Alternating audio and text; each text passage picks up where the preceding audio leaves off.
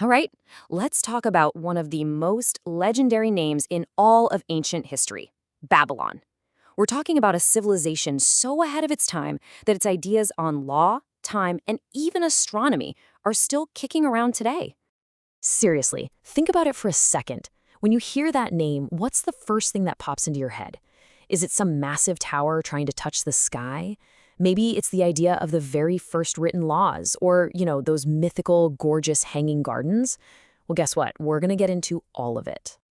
Okay, first up, let's set the stage. We need to understand Babylon as this ancient superpower, this true city of legends. And to do that, we gotta figure out where and when this all happened. So, to get our bearings, we're talking about a civilization that rose up around 2000 BC. That's what, 4,000 years ago? We're really going to focus on the Old Babylonian period, especially the reign of its most famous king, Hammurabi. When he came to power in 1792 BC, he took Babylon from being just another city and turned it into an absolute powerhouse of the ancient world. And where in the world was all this going down? Well, Babylon was right in the heart of ancient Mesopotamia.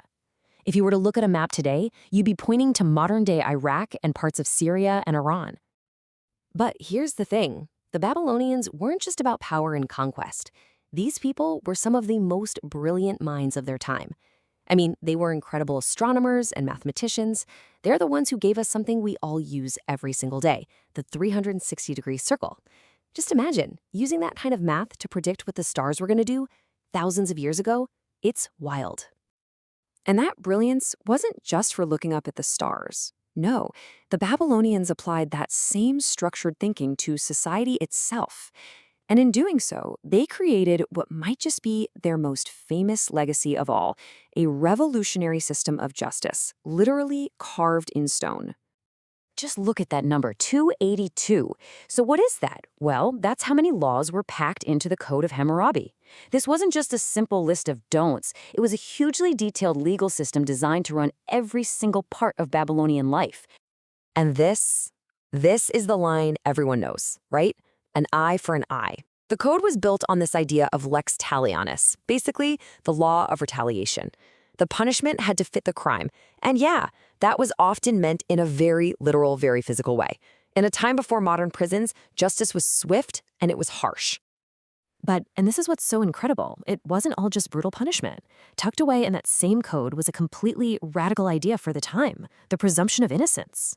The idea that you are innocent until proven guilty, that cornerstone of modern justice, it has roots right here.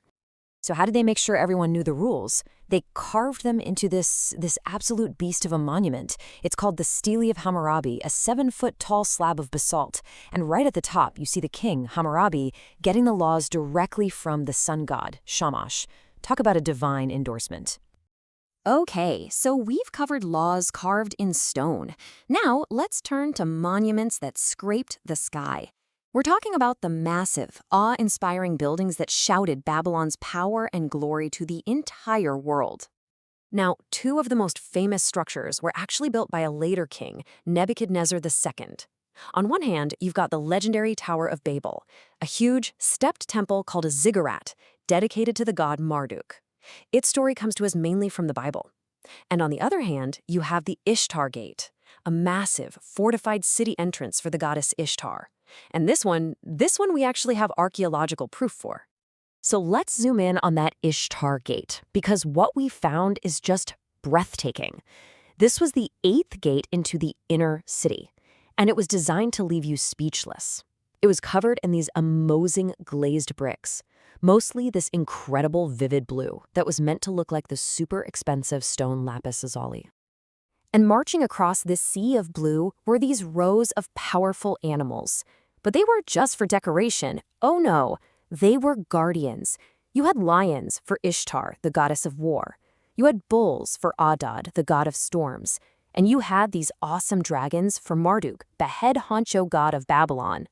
Okay, so we've gone from a structure we can actually see and touch to one that, well, might have only ever existed in stories. Let's talk about the most famous, and by far the most mysterious, of all the Babylonian legends. This is the big question, isn't it? It's something that has stumped historians for centuries. We all know the name, the Hanging Gardens of Babylon. But was this supposed wonder of the ancient world ever actually a real place? Let's try to unpack this puzzle. Okay, so first, we know it was on the famous list of the 7 wonders of the ancient world. Second, the legends describe this incredible man-made mountain of lush green gardens rising out of the desert. Third, just think about the engineering. The irrigation to make that work would have been off the charts. But here's the catch, the final crucial point. For all its fame, there are no Babylonian records that even mention it, and archaeologists have never found a single trace of it in Babylon. It's a total historical mystery. So, after all of this, the laws, the incredible buildings, the enduring mysteries, you have to ask, where did it all go? What are the echoes of Babylon that we can still find today? So where is all that glory now? Well, here's something that might surprise you. If you want to see Babylon's greatest surviving treasures, your first stop is in Iraq. That massive stele of Hammurabi, it's in the Louvre Museum in Paris. The stunning reconstructed Ishtar Gate, that's in the Pergamon Museum in Berlin. It's a heritage that's been scattered all across the world. And that, right there, leaves us with a huge and pretty complicated question to chew on.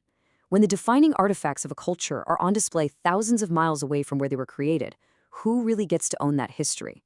And whose job is it to tell that story? It's a complex legacy for an ancient superpower.